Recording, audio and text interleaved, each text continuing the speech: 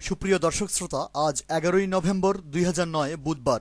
বাংলাদেশের জাতীয় সংবাদ মাধ্যমসমূহে প্রকাশিত সংবাদসমূহের উল্লেখযোগ্য অংশ নিয়ে সম্পাদিত অ্যানালগ নিউজরুমে স্বাগতম। প্রধান বিরোধী দল বিএনপির জাতীয় সম্মেলনকে সামনে রেখে দেশব্যাপী হঠাৎ করেই বেড়ে গিয়েছে বিরোধী দলীয় নেতাকর্মীদের উপর অত্যাচার, নির্যাতন ও সহিংসতার মাত্রা।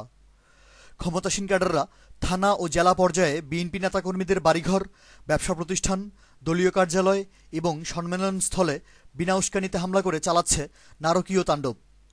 দেশের বিভিন্ন স্থানে গত কয়েকদিনে আওয়ামী লীগ ও এর অঙ্গ সংগঠনের নেতাকর্মীদের লাগাতার সহিংসতার ধারাবাহিকতায় লালমনিরহাট সদর, নোয়াখালীর কোম্পানিগঞ্জ এবং চট্টগ্রামের রাউজানে স্থানীয় বিএনপির সম্মেলন পণ্ড হয়ে যাওয়ার খবর এসেছে প্রথম আলো, সমকাল, আমার দেশ, নয়াদিগন্ত, যুগান্তর, জায়দিন এবং bdnews24.com-এ।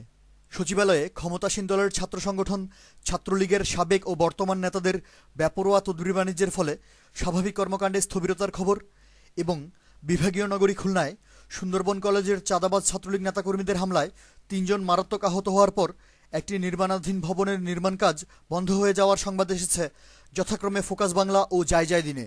ভাগবাটোয়ারার দ্বন্দ্বে জগন্নাথ বিশ্ববিদ্যালয়ে আওয়ামী ছাত্রলীগের 2 গ্রুপের পাল্টাপাল্টি সংঘর্ষের খবর। সিলেট MM কলেজে ছাত্রলীগ ক্যাডাররা প্রতিপক্ষ একটি ছাত্র সংগঠনের উপর হামলা করার সংবাদ এবং আধিপত্য বিস্তারের সংঘাতে ময়মনসিংহ কৃষি বিশ্ববিদ্যালয়ে অস্ত্রসহ আটক হওয়া 9 জন ছাত্রলীগ কর্মীকে পুলিশ উপরের নির্দেশে ছেড়ে দেওয়ার খবর এসেছে মানবজমিন, নয়াদিগন্ত, জায়দিন ও ফোকাস বাংলায়। ঢাকার মিরপুর ও কেরানীগঞ্জ, ভোলার বোরহানুদ্দিন এবং ব্রাহ্মণবাড়িয়ার সরাইলে আওয়ামী লীগ ও এর অঙ্গ সংগঠনের নেতাকর্মীদের বেপরোয়া দখলবাজি ও ভূমিদস্যুতায় প্রতিবেদন প্রকাশ করেছে প্রথম আলো, আমার দেশ ও নয়াদিগন্ত।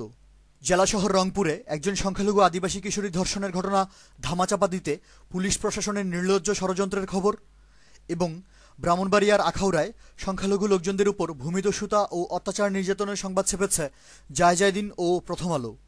রংপুরের পীরগঞ্জে সরকারদলীয় এমপি বিভিন্ন শিক্ষা প্রতিষ্ঠানের পরিচালনা পরিষদে ব্যাপক দলীয়করণ ও আত্মীয়করণ করার ঘটনায় একটি প্রতিবেদন। জগন্নাথ বিশ্ববিদ্যালয়ে নীতিমালা লঙ্ঘন করে দলীয় বিবেচনায় শিক্ষক নিয়োগের খবর এবং দেশব্যাপী ধর্ম মন্ত্রণালয়ের কাজী নিয়োগে দলীয়করণ ও নিয়োগ বাণিজ্যের সংবাদ এসেছে প্রথম আলো ও আমার দেশ পত্রিকায়।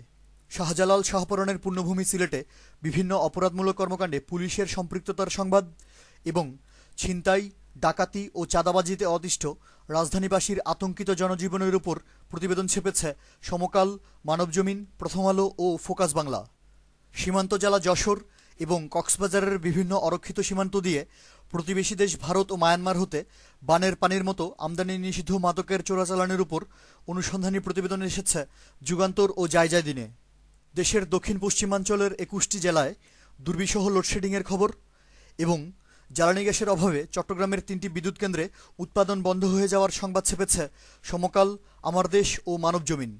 সুনামগঞ্জের ধর্মপাশায় তীব্র সার সংকট, পার্বত্য খাগড়াছড়ির জেলা পরিষদে 1.5 কোটি টাকার টেন্ডারে অনিয়ম, খুলনায় আইলা দুর্গতদের মাঝে ত্রাণ বিতরণে কেলেঙ্কারি এবং নেত্রকোনায় বয়স্ক ভাতা বিতরণে দুর্নীতির খবর ছেপেছে যথাক্রমে প্রথম আলো, যুগান্তর, নয়াদিগন্ত ও জায়দিন।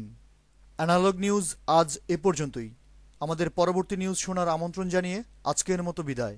ধন্যবাদ।